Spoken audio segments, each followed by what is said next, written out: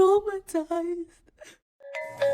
Davao City, a city located in southern Philippines, and the city that topped in most websites where they suggest a place that's good and safe to live in here in Mindanao.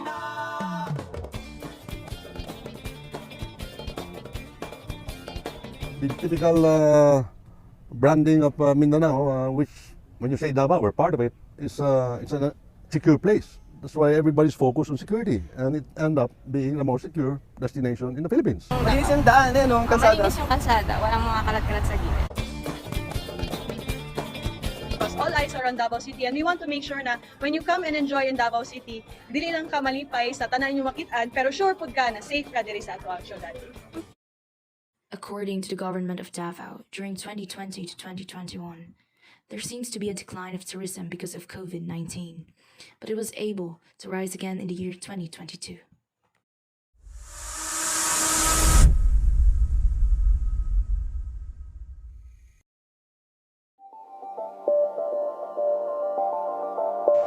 I was 8 years old when I first visited Davao City, as I recall in my memories.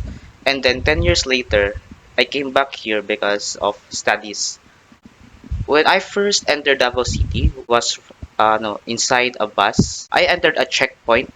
Police and army of Davao City is inspecting our baggage, my bag, and everything that I owned. And I can say that the Davao City's task force for safety is outstanding. I visited Rojas Market also twice, I think, or 3 times, and I can say that the safety there is very excellent. There are police everywhere, and it was organized. There's only one way in and one way out. I can say that Davao City is indeed a really safe place, even for if you're just visiting or it is your first time residing in the city. Even though previous incidents or it may be just accidents or it is planned incidents, I still do believe that it is still safe in Davao City, because as far as I know, those incidents have deep reasons. I am pretty confident that I am safe in Davao City because I am not doing any illegal. I don't do crime. I am a law-abiding citizen. So I am pretty sure that I won't go to any arguments or any conflicts with other people that would lead harm to me. Ng PNP ang pagkamatay ni dating Talitay Maguindanao Mayor Montasir Sabal habang nasa kustodiya ng mga pulis kahapon. Sa Davao City noong Sabado, makikita ang sapakan ng 2 lalaki habang inaawat ng mga pulis. Tinadyakan pa ng lalaking nakaputing damit ang lalaking nakaitim. What happened to Davao? It has the fame of being a safe city, but why did this happen?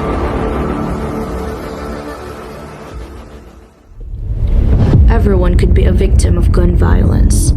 It affects each and everyone in this world, and cases are still happening and growing. Therefore, it is still present. According to the Small Arms Society, the number of civilian-owned guns in the world is estimated at 650 million, which resulted also to use of these guns to kill more than 500 people every day. However, in the island of Mindanao, there is a city where somehow the rise of cases stopped when Rodrigo Duterte was elected as the mayor of Davao City.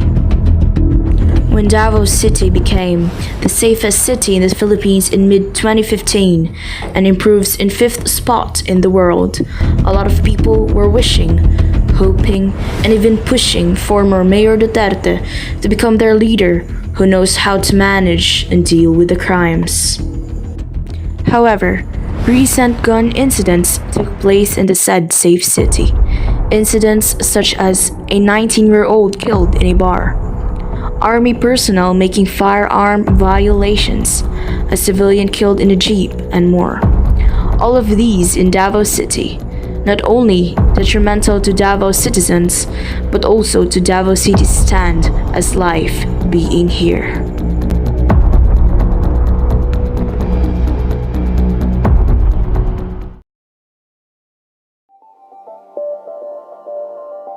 So I started my career as a journalist here in Davao City in 2015. So that's May 2015.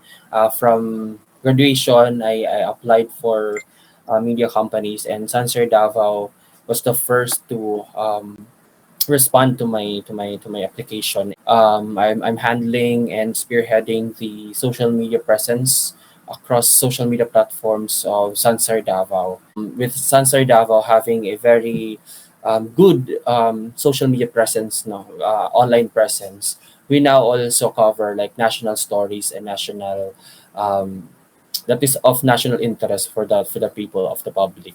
And based on my observation for my 7 years of experience, really, the coverage for gun violence is well, it's really re- well reported and well covered, but it's just that the coverage or the way reporters and journalists present the stories and tell the stories of gun violence in Davao region or in Davao City in particular is not really in depth.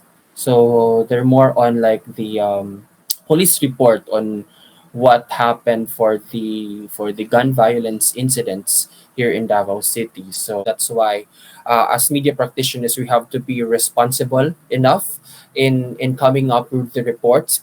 It has to be verified, it has to be objective, it has to present all the sides of the story in order to up with their own judgment and with their own sound opinion and informed opinion about a certain issue or a certain topic. For Sunstar Network, I can really say and attest and prove to everyone that we are an independent media organization. We committed as a media organization to be watchdogs of the society, to really help the community be better. So that's our role. So we have no alliance with LGU or any brand or any individual or any people in power, any person in power or authority here in the city.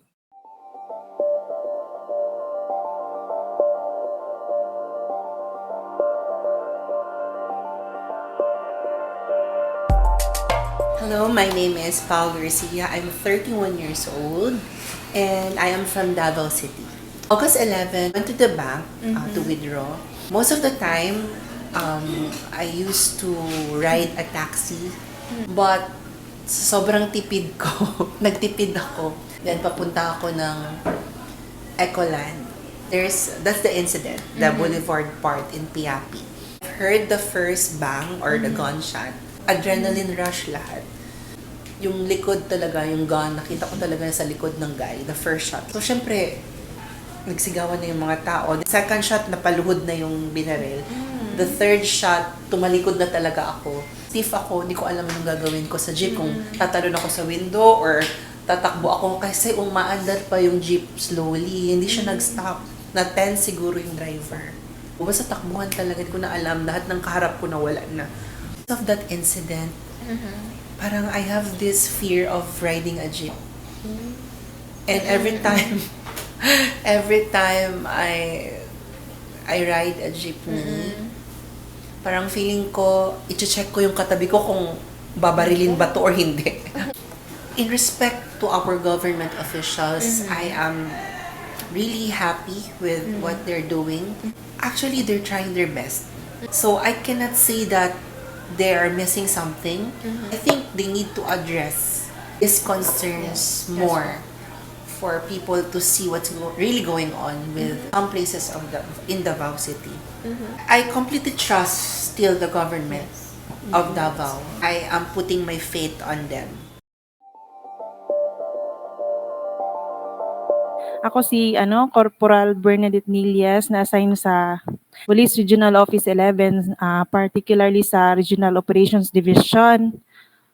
7 years na ko sa service and DS lang pud ko diri sa region, pero ako ang mother unit is ang Compostela Valley or ginatawag nato karon na Davao de Oro Police Provincial Office. Gun violence is a contemporary global human rights issue Not only here in Davao region, the gun-related violence threatens our most fundamental human right, the right to life. From the start of our career as a police officer, we are mandated to serve and protect not only ourselves, but most especially to the community. Record shows people involved in gun violence are those who are in illegal activities such as robbery hold-up, carnapping, homicide, murder, persons who have access to firearms, whether legal or illegally acquired. Police Regional Office 11 recorded a total of 55 incidents which composed of homicide, murder, serious physical injury, and hold up with gun in Davao City, covering the period from January to November 2022. But the Davao City Police Office has been implementing laws and best practices in addressing gun violence in Davao City, such as the conduct of simultaneous anti-criminality law enforcement operations. The causes of gun violence are personal grudge, intoxication of liquor, involvement in illegal activities such as violation, involving drugs and robbery hold-up, and etc.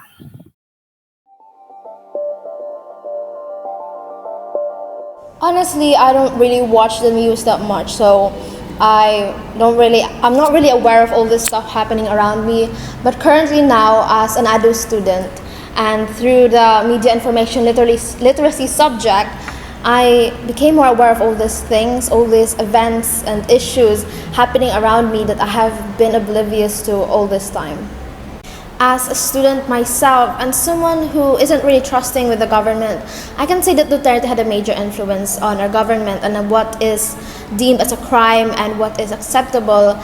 And the most I can say is that the law that governs or punishes these crimes, murder, and the difference between murder and homicide is not really distinguishable and is often manipulated by those in charge of the law. Honestly, I am pretty terrified, especially now that I have to take a 30-minute commute towards school, which is quite far from my home. And just imagining that one day losing a friend, a classmate, or even a family, or even my own life suddenly while I'm commuting to school or buying goods or doing stuff normally that I do in my everyday life, and just the life ending due to these incidences and murders is pretty terrifying.